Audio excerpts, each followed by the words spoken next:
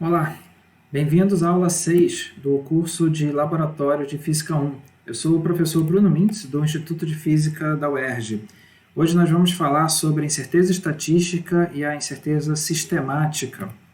Nós já falamos um pouco sobre esse assunto, agora vamos fazer alguns outros aprofundamentos, que não serão os últimos também, nós faremos ainda outros nas próximas aulas. Então hoje eu quero falar sobre a incerteza estatística do valor médio, falar mais sobre as incertezas sistemáticas e depois sobre a incerteza experimental, que é basicamente a junção da incerteza estatística com a incerteza sistemática que nós podemos encontrar no nosso experimento. Vamos lá, incerteza da média. Como que nós podemos estimar qual é a distribuição de probabilidade que gera os resultados do nosso experimento? Então, como vocês sabem, por exemplo, no experimento 2, em que você tem que soltar uma bolinha de uma certa altura, cada vez que você realiza uma medida, você obtém um resultado diferente. Você joga a bolinha de uma certa altura, mede o tempo, cada vez que você larga a bolinha, o tempo de queda é um pouquinho diferente.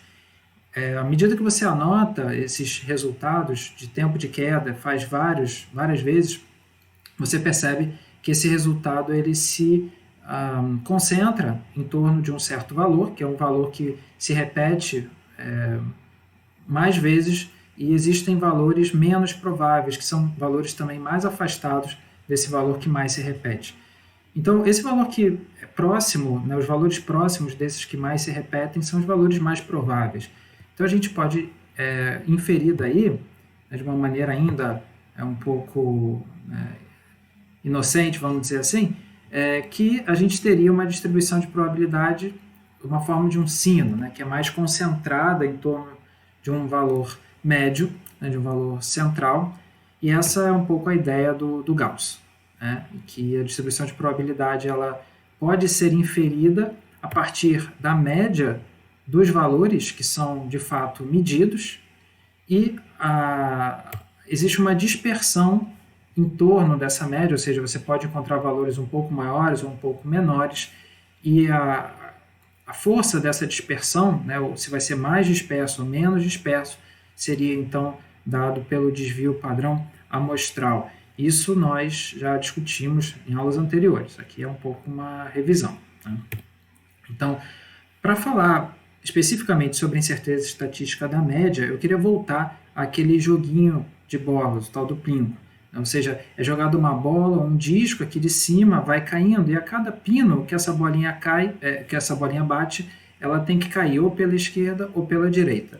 Estritamente falando, isso vai gerar uma distribuição binomial, mas quando você tem um valor médio bastante alto e muitas divisões, né, uma resolução muito grande aqui embaixo, essa distribuição se aproxima bastante da distribuição normal, da distribuição gaussiana. Então, acho que é uma boa forma da gente imaginar como é que isso acontece. Tá? Então, qualitativamente, o que vale aqui para nós, para essa distribuição binomial, vai valer para a gaussiana também. Então, vamos lá. Vamos repetir esse experimento, ou seja, esse joguinho, várias vezes. Aqui eu já fiz, né, a simulação naquele site que vocês já conhecem, lá da aula 3 parte 1, para quem quiser revisar. Tem lá o link, vocês podem pegar e brincar também vocês nesse aplicativo. E aí eu fiz o experimento aqui 100 vezes, então notem aqui essa coluna, né? A parte em vermelho é a parte relativa à simulação, é aquilo que foi simulado, e a parte em azul é aquilo que teoricamente eu esperaria. Então, teoricamente eu esperaria uma média na posição 6, ou seja, a maior parte das bolinhas caindo aqui no centro, né? Ou, enfim, a distribuição, vamos dizer, simétrica em relação ao centro, e com um desvio padrão de mais ou menos 1,7. Então, uma região entre mais ou menos 4,3 e 7,7, ou seja, entre 4 e 7, onde vai estar a maioria das bolinhas. Né? E, de fato, a gente vê que elas se concentram nessa região. É isso que acontece também nos dados obtidos. Né? Essa média 5,73, o desvio padrão mais ou menos aqui 1,79, 1,8 mais ou menos para cima ou para baixo. Tá bom. Né? Então, aqui foram feitas 100, né? 100 bolinhas caíram e a gente obteve essa distribuição aqui. Isso aqui é um histograma, né? Ótimo. Então, o histograma em vermelho é o histograma das bolinhas que de fato caíram e esse em azul é o teórico. Tá bom. Então, fiz aqui 100 vezes. Repeti o experimento também com 100 arremessos. Deu diferente, né? Então, cada vez que você realiza, dá um resultado diferente. E vejam que o valor médio também era diferente. No anterior era 5 ponto alguma coisa, agora já é 6 ponto alguma coisa. E se eu fizer novamente com 100 bolinhas, volta a ficar diferente. Então, cada vez que eu realizo o experimento, o valor médio também está diferente. É isso que nós observamos. Então, a cada repetição do experimento, mesmo que eu tenha aqui 100 dados, né, 100 bolinhas que são jogadas ali no meu joguinho, a posição de cada uma, na média, varia. Né? Ou, se vocês quiserem, lá no experimento de queda livre, faz 60 vezes, deixa a bolinha cair. Isso é uma bateria de dados. Repete novamente uma outra bateria com 60 dados. Em cada uma das baterias você vai ter uma média que é diferente. Né? Muito provavelmente as suas médias vão ser diferentes. Então é isso. Cada vez que você realiza o experimento, a média é diferente. E aí? Qual dessas daqui é a melhor média para a gente colocar lá na distribuição de probabilidade, para a gente entender qual que é realmente o valor verdadeiro, ou o mais próximo possível dele, para o nosso experimento? Qual delas? Então, você não pode afirmar que é qualquer uma delas. Então, o que a gente pode supor? Seria a média desses, da mesma forma que nós fizemos anteriormente. Ou seja, a média do total de dados. Né? Isso também revela uma propriedade muito importante do valor médio que a gente calcula quando faz o experimento, que é o seguinte: se cada vez que eu faço o experimento o valor médio dá algo diferente, é porque existe incerteza nesse valor médio. Cada vez ele dá uma coisa diferente. Então, o valor médio tem incerteza. Na verdade, qualquer coisa que eu meça vai me dar incerteza. Então, o valor médio ele também é medido, ele é resultado dos meus experimentos, resultado das minhas medidas. Então, o valor médio também vai ter incerteza. E como é que a gente pode estimar qual que vai ser a incerteza estatística dessa média? Tá? Então, aqui eu estou ressaltando que é incerteza estatística, depois vai ter incerteza sistemática também, mas tratando só da incerteza estatística da média, nós podemos argumentar que ela vai ser dada por essa fórmula. Então, o que entra aqui? Esse sigma, isso aqui é a letra sigma minúscula, então a incerteza do valor médio vai ser o desvio padrão do meu conjunto de dados, o desvio padrão amostral do meu conjunto de dados, dividido pela raiz quadrada do número de experimentos que eu fiz, do número de dados que eu tomei, né? Que equivale exatamente a essa fórmula. Né? Então, a fórmula de baixo é exatamente igual à fórmula de cima, eu só coloquei aqui a definição do desvio padrão amostral. Tá? E é isso daqui também. De onde que vem essa fórmula? Né? Então, vem tudo aqui da distribuição de Gauss, né? Da hipótese de que a distribuição de probabilidades é uma distribuição gaussiana. Quem quiser saber, então, como que se chega nessa fórmula, pode dar uma olhada lá no livro do Vuolo, por exemplo, que está bem demonstrado por lá. Mas o ponto é que para o nosso curso a gente vai utilizar essa fórmula simplesmente para calcular a incerteza estatística da média. Tá?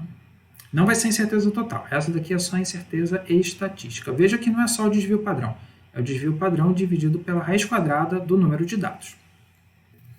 E vamos tentar entender um pouquinho, né, o que tem de interessante nisso. Observa o seguinte, então nós temos que a incerteza da média vai ser o desvio padrão sobre a raiz quadrada do número de dados. E o que acontece quando nós fazemos muitos experimentos?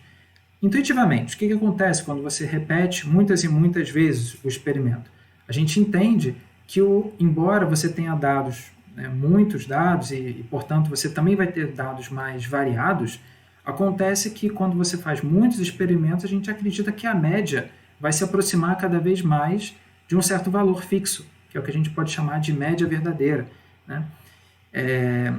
E com isso, a gente também nota o seguinte, o desvio padrão ele vai se aproximar de um valor que é constante, né?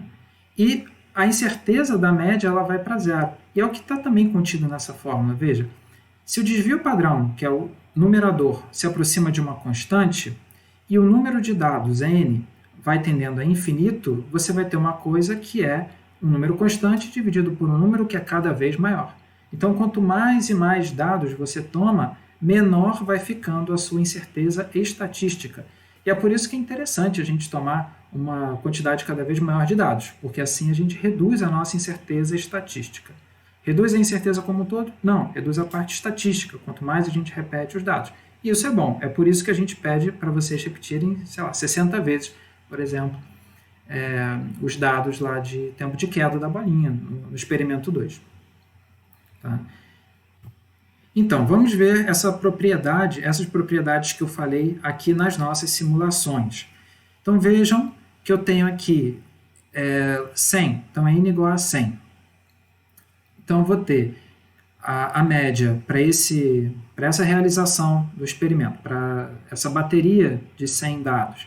Uma média que é isso daqui, 5,78, e o desvio padrão calculado com esses dados deu isso daqui, 1,521. E o desvio padrão da média, que é isso que nós estamos calculando, a incerteza da média, vejam que é exatamente 10 vezes menor. Por que é 10 vezes menor? Eu tenho que pegar o desvio padrão e dividir pela raiz de n, só que n para mim aqui é igual a 100. Raiz quadrada de 100 é igual a 10. Então, o desvio padrão da média aqui vai ser o desvio padrão dividido pela raiz de 100. Raiz do número de dados aqui para mim. Tá? Então, isso é aquilo que eu obtive nesse primeiro conjunto de dados. Se eu faço novamente o experimento, eu obtenho valores semelhantes aqui para a minha média, um pouquinho diferente, mas semelhante, também semelhantes para o desvio padrão. E mesma coisa, Então, vários experimentos diferentes. Só que agora eu aumento o número de dados. Então, em vez de fazer 100, como era aqui, nesse caso anterior, agora eu vou fazer 10.000. Quando eu faço 10.000 bolinhas caindo aqui, o que acontece com a média? Ela vai se aproximando cada vez mais desse valor teórico aqui, de 6, e o desvio padrão também vai se aproximando desse valor teórico. Então, está aqui, 1.729, enquanto que o teórico é 1.732, está bastante próximo. E o que acontece com o desvio padrão da média? Ele vai ficando cada vez menorzinho. Então, o desvio padrão, não se esqueçam que ele dá uma noção do quanto que aquele valor pode se afastar do valor médio. Ou seja, o desvio padrão da média, sendo aqui 0,02 praticamente, significa que ele pode estar afastado do valor médio verdadeiro, isso daí, 0,02. E ele está bem próximo realmente. Quando eu pego o caso com 100 dados, é claro que vai dar um desvio padrão da média maior, porque eu só tenho 100 dados. Quando eu pego 10.000, o meu desvio padrão da média, ou seja, a minha incerteza da média é menorzinho. E eu disse também, naquele outro slide anterior, que quando você pega um valor muito alto, cada vez mais alto de dados, o desvio padrão se aproxima de uma constante. Estou falando desse S que está aqui, ele vai se aproximar de uma constante. Vamos ver aqui como é que funciona para 100. Quando eu tenho 100 dados, realizo uma vez o experimento, o desvio padrão deu aqui 1,5. Realizo de novo, 1,79. Alguma diferença, Depois, realizo de novo, 1,79, 1,75. Então, ele está variando, o desvio padrão está variando um pouquinho, sempre 1,7 alguma coisa, mas ele está variando um pouquinho o desvio padrão, isso para 100. E se eu pegar 10.000? Se eu pegar 10.000, olha só, ele no primeiro experimento foi isso aqui, 1,729. Depois, 10.000 e pouquinho, quase a mesma coisa, deu 1,737. Ele já está bem mais próximo, e inclusive próximo desse valor teórico. Se eu pego 20.000, ele está ainda mais próximo do valor teórico. Então, a gente vê que quanto maior é o número de dados, mais esse valor do desvio padrão vai se aproximar de uma constante.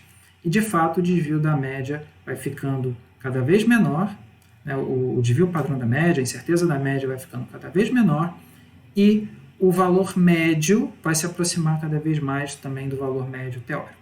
Tudo isso, pessoal, eu falei muito rapidamente, mas vocês devem procurar esse aplicativo, de novo, a referência está lá na aula 3, parte 1, e brincar com isso para ganhar intuição sobre essa questão da incerteza estatística, de que quanto mais você repete o experimento, mais ele reduz a sua incerteza estatística. Uma observação que eu quero fazer, é algo que nós não vamos aprofundar no curso, mas é importante dizer, é o seguinte: como eu falei, o desvio padrão ele se aproxima de uma constante, quanto mais dados você tomar. Porém, a cada bateria de dados, a cada conjunto de dados, o desvio padrão ele muda um pouquinho. Se o desvio padrão muda um pouquinho, e o desvio padrão tem a ver com a incerteza do seu conjunto de dados, isso quer dizer que a incerteza também tem incerteza. Tá? E isso parece uma coisa assim, quase engraçada, né? Mas deveria ser esperado porque a incerteza calculada pelo desvio padrão dos dados é algo obtido dos dados, você obtém aquilo a partir dos dados. E tudo que é obtido a partir dos dados tem que ter alguma incerteza. E nós não vamos discutir mais esse assunto durante o curso, ou seja, nós não vamos nos importar com a incerteza da incerteza. O que eu posso te dizer é que a incerteza da incerteza é menor do que a própria incerteza, então nós podemos ignorar, vamos considerá-la realmente desprezível, senão a análise vai ficar complexa demais. Mas eu precisava falar sobre isso. Tá? Então, isso é o que basta sobre a incerteza estatística. Agora eu quero falar sobre incerteza sistemática. Então, vamos começar, então, lembrando o seguinte. A incerteza estatística, ela é, na verdade, uma incerteza aleatória, né, e que você pode descrevê-la de acordo com uma distribuição de probabilidades e que normalmente a gente supõe que ela é uma distribuição gaussiana. Agora, todas as incertezas são desse tipo? Não, nem todas as incertezas são probabilísticas, necessariamente. Então, essas incertezas que não são aleatórias, não podem ser associadas a uma distribuição de probabilidades, em especial uma distribuição de probabilidade gaussiana, essas que não podem ser consideradas como aleatórias são as chamadas sistemáticas.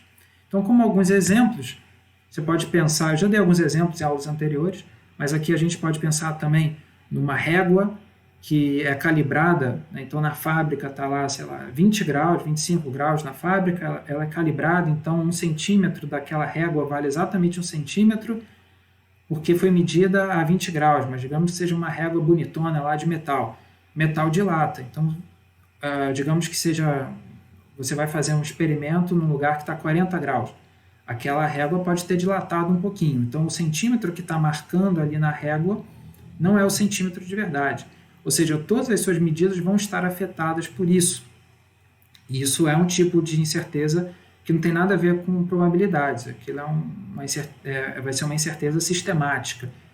Esse é um exemplo relativamente fácil de entender, existem outros que podem ser bem mais complicados. Paralaxe é algo que também foi bem discutido, né, pelo professor Dean no primeiro experimento, que também dá uma boa componente da incerteza sistemática. Se você tem um aparelho que está mal calibrado, isso também pode te dar uma incerteza que é sistemática, ou seja, não é probabilística, mas você também não sabe exatamente qual que é. No experimento 1, você tem que fazer uma sequência, né, daqueles palitos, então você também tem um erro sistemático ali. Enfim, vários outros exemplos.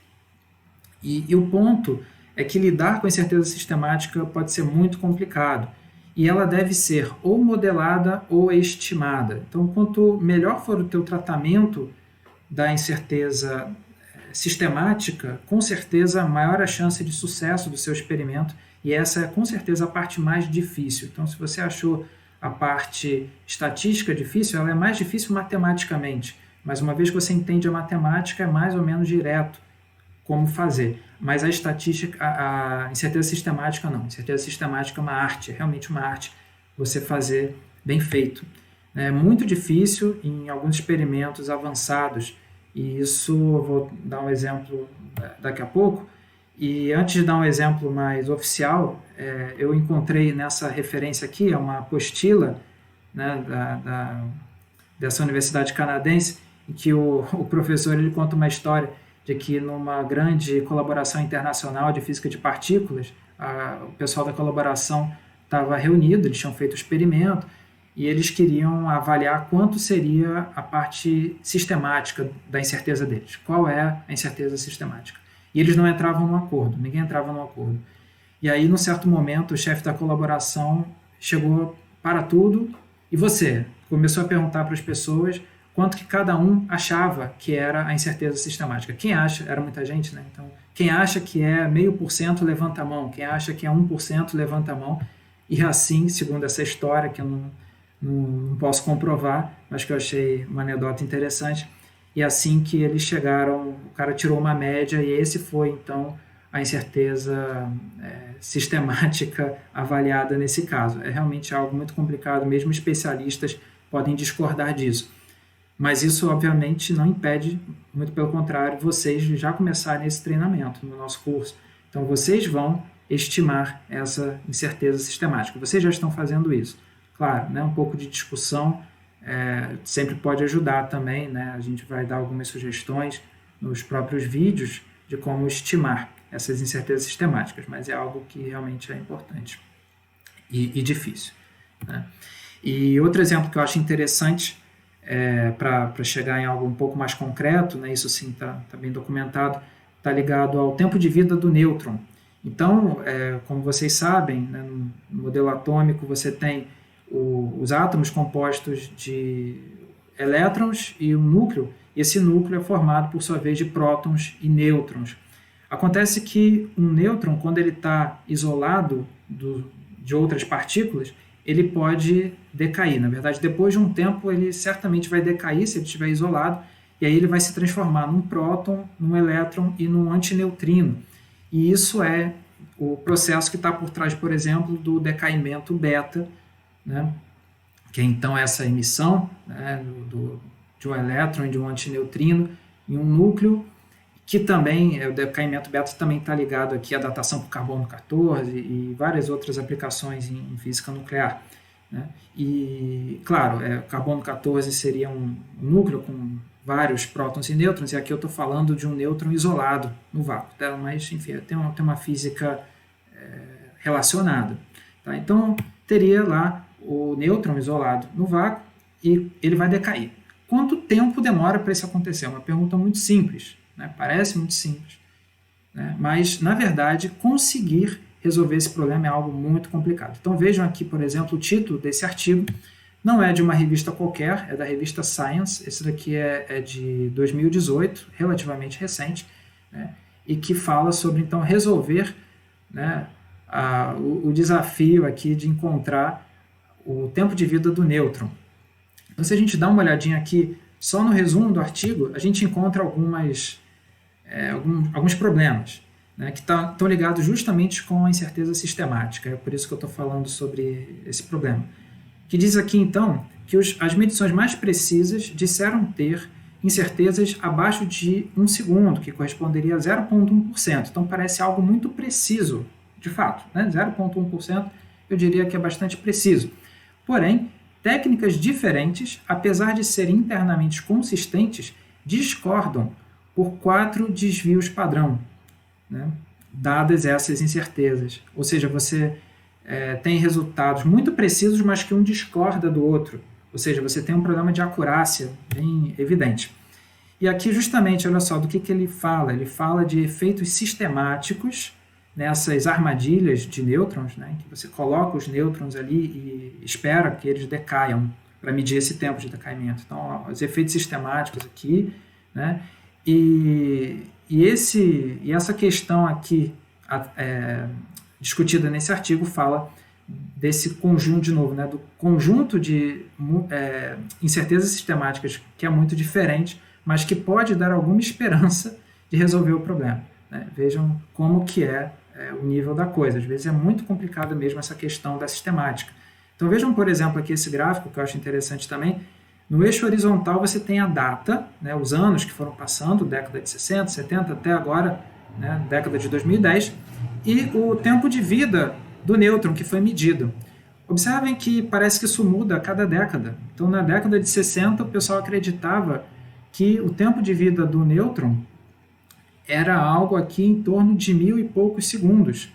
Mas, na década de 70, o pessoal já achou que era um pouco menos. Vejam a diferença, né? Então, isso daqui não é erro estatístico, certamente era algum erro sistemático que estava sendo cometido, que aí na década de 70 corrigiram, ou não, porque na década de 80 baixou mais um pouquinho. Vejam que essas regiões aqui, né, as barras de erro foram diminuindo, então a região onde se acredita que seja o tempo de decaimento real do nêutron foi diminuindo, mas o centro dessas regiões ainda não se chegou a um acordo. Então, esse gráfico daqui é de um artigo desse ano, de 2020, em que você tem duas técnicas diferentes. Tem essa técnica aqui de feixes, que medem, então, o tempo de decaimento do nêutron em um feixe de partículas, e a linha azul, que mede o tempo de decaimento dos nêutrons em uma garrafa, né, em um copo. Né, bota lá os nêutrons lá dentro e vê em quanto tempo que demora para decair. E aí e aqui também tem os anos. Vejam que aqui é uma escala de tempo mais recente. Mas ainda assim, os resultados são totalmente discordantes. Deveria ser a mesma coisa. Quanto tempo que o nêutron demora para emitir um elétron e um antineutrino e virar um próton, né, o decaimento dele. Mas ainda assim, os tempos são bem diferentes. E, novamente, as questões da sistemática, elas entram em jogo. E aí, para resolver esse tipo de problema, muitas vezes o que você faz quando você tem erros sistemáticos em que você tem dois experimentos muito bem feitos e os dois discordam? Você faz um terceiro. Então, aqui, esse artigo em particular que eu botei na direita, o que eles fazem é propor utilizar fazer um experimento no espaço. Tá? Aqui tem a Messenger, eu vou falar um pouquinho mais sobre isso daqui a pouco, mas se você tem, então, dois experimentos que discordam e você tem erros sistemáticos muito fortes, você pode tentar propor um outro experimento. Então, de novo, aqui, método científico. Né? Tá. Então, eu falei um bocado aqui, dei exemplo de uma pesquisa mais avançada e recente sobre os erros sistemáticos. No início, eu falei sobre os erros estatísticos. E como que a gente junta os dois? A gente junta os dois, a gente tem todos os erros que, em princípio, podem acontecer, aqueles que são estatísticos e aqueles que não são. Então, assim, você vai ter a incerteza completa, que é a incerteza experimental. Então, vamos lá. A incerteza experimental é, então, essa composição da incerteza estatística e da incerteza não estatística, ou seja, da incerteza sistemática. Nesse artigo, então, que eu peguei agora, né, de junho de 2020, o que eles fazem, basicamente, eles pegam dados dessa missão da NASA, da Messenger, que não foi projetada para isso absolutamente, mas os equipamentos a bordo foram capazes de medir o tempo de decaimento do nêutron. E eles obtiveram esse resultado aqui. Você veja a maneira como isso foi expresso. Tá? Então, isso daqui é exatamente desse jeito que está lá no artigo.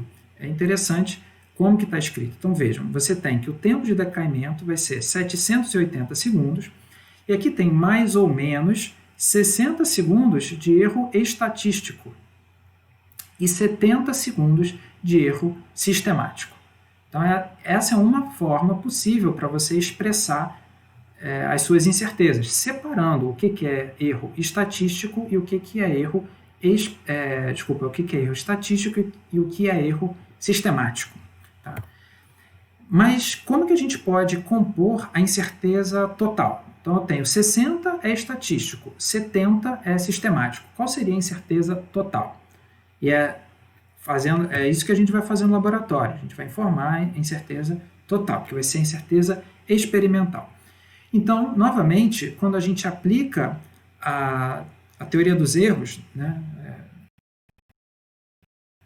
etc., você consegue mostrar que a incerteza total vai ser essa fórmula daqui, essa composição. Não vai ser a soma das incertezas estatística mais a sistemática, não. Vai ser algo que lembra um pouquinho aqui o teorema de Pitágoras, né? Como se você tivesse dois catetos de um triângulo retângulo e quisesse saber a hipotenusa. É mais ou menos isso, né? É análogo a isso. Tá? Então, vocês devem utilizar essa fórmula daqui para estimar a incerteza total, a incerteza experimental total. Vocês vão calcular a incerteza estatística, né? Desvio padrão sobre a raiz quadrada do número de dados, como alguns slides atrás eu falei, vão estimar a incerteza sistemática e aí joga nessa fórmula. Eleva cada uma dessas coisas ao quadrado, soma e tira a raiz. Tá?